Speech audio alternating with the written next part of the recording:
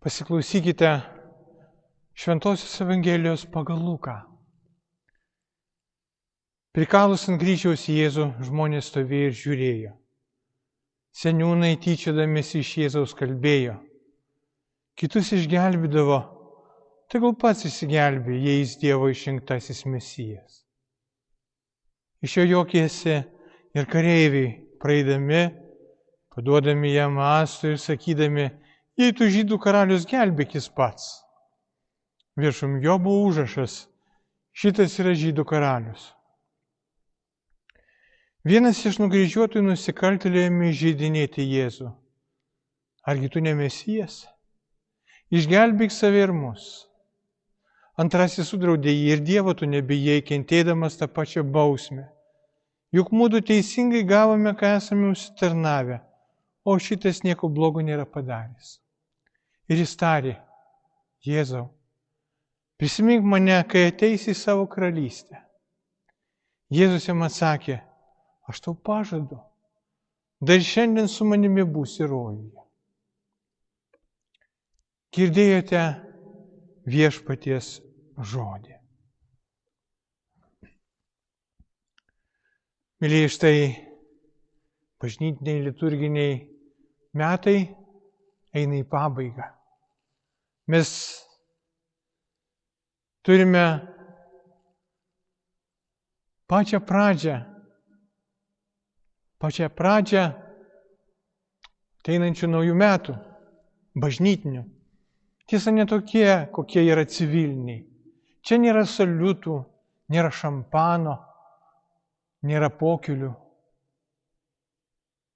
Naujaisiais liturginiais metais, kuriuos pradedame adventu, kuriuos pradėsime adventu, mes ruošiamės priimti Jėzų į savo širdį.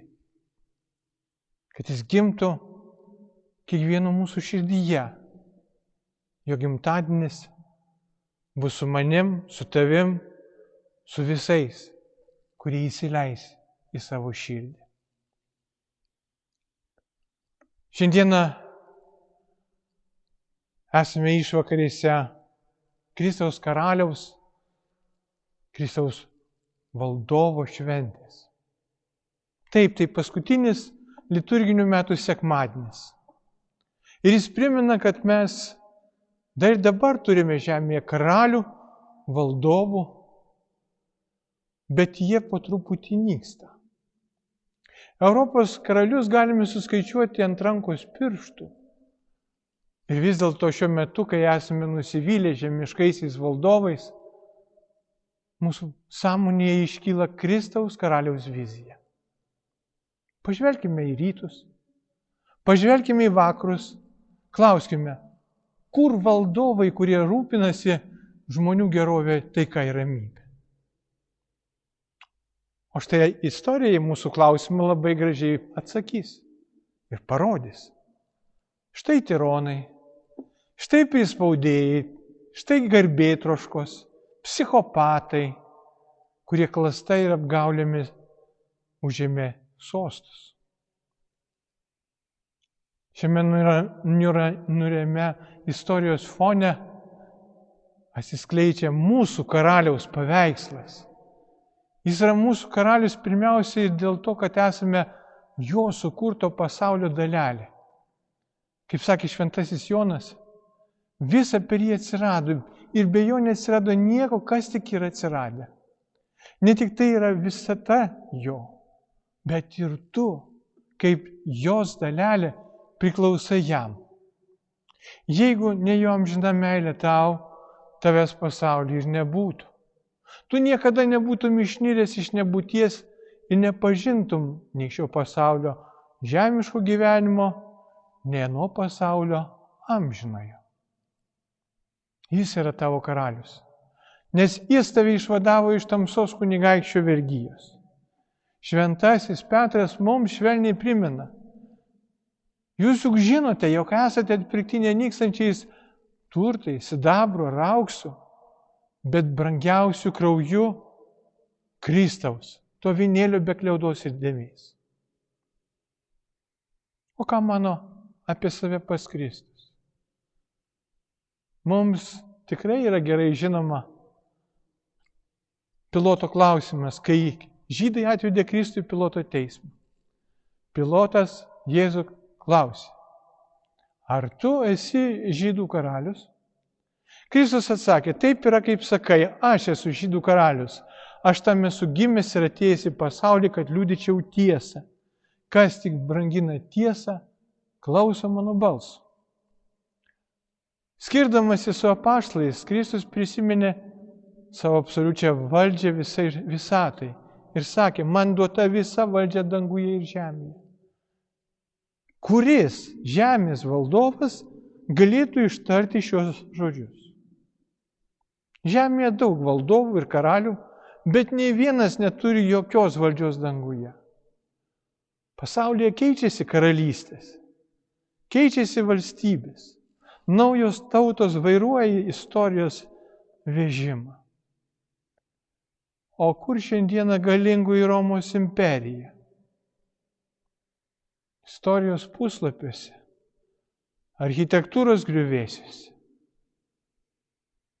Ta pati istorija mus moko, kad šių naujų galybių dienos suskaičiuotos. Paslaptingųjų ranka ir toliau rašo lemtingus žodžius, kaip kadaise Babilonijos karaliai.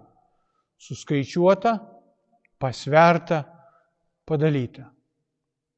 Istorija noriai kalba apie tuos karalius, kurių gyvenimas nužymėtas didelėmis pergalėmis.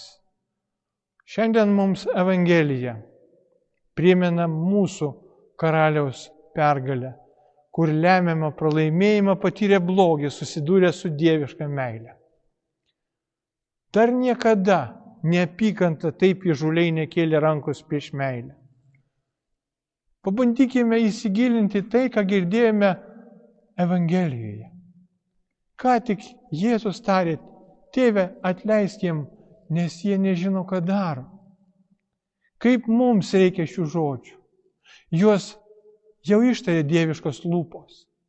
Bet žmogaus atsakymas į tą meilės kalbą tik įžūlus pasityčiojimas. Kitus išgelbėjo, tegul pats įsigelbė, jei jis Dievo išrinktasis Mesijas. Iš jo tyčiojasi ir kariai. Jei tu žydų karalius gelbėk jis pats. Atrodo, kad niekšybė pasiekė savo viršūnę. Karalius nuplaktas, vainikuotas erškėčiais, apspjaudytas, išjuoktas, sumuštas. Net drauge kryžiuojamas Latras lieja pyktį ant jo. Kokiu dar reikia veiksmų ir žodžių priversti tą karalių parodyti savo galią? Bet atrodo, kad pykčio proveržis baigėsi. Blogis tarsi netenka savo galios. Pasirodo pirmieji blogio pralaimėjimo ženklai. Girdėjome, vienas iš Latrų maldauja, Jėzau, prisimink mane, kai ateisi į savo karalystę. Ima pildytis, ką Jėzus buvo kalbėjęs žydams, kai būsiu pakeltas nuo žemės. Visus patrauksiu prie savęs. Antrasis dieviškai meiliai nusilenkė šimtininkas, kuris pagaliau įsilaisvinęs iš susikaupusio pykčio ištarė. Iš tiesų šis žmogus buvo teisusis. Tai pirmosios mūsų karaliaus pergalės. Nuo kryžiaus sosto Kristus pradeda savo didįjį meilį žygį, laimėdamas žmonių protus ir širdis. Šiandien Evangelija mums rodo didžiąją mūsų karaliaus pergalę, kur neapykanta, susidūrusi su dieviškos meilės širdimi, patiria lemiamą smūgį. Jei galėtume ramiai pamastyti, pamatytume žmonių baisius nusikaltimus. Bet vis dėlto, žvelgdami į Kristų, galime optimistiškai piešti žmonijos likimą. Tas karalius apsisiautęs krauju permirkusiu drabužiu, jo vardas Dievo žodis. Iš raitelių burnos ėjo dviašmenis kalavijas, kuriuo jis ištiks tautas. Ant jo drabužių ir strėnų užrašytas vardas – karalių karalius ir viešpačių viešpats. Jo meilės žygis tęsiasi. Jo įkvėpti šimtai misionierių ir meilės apaštalų pasklydę visoje žemėje. Jie stengiasi tvirtinti Kristaus karaliaus meilės pergalę, kol galiausiai jis saviesiems ištars: ateikite mano tėvo palaimintieji, paveldykite nuo pasaulio sukūrimo jums paruoštą karalystę.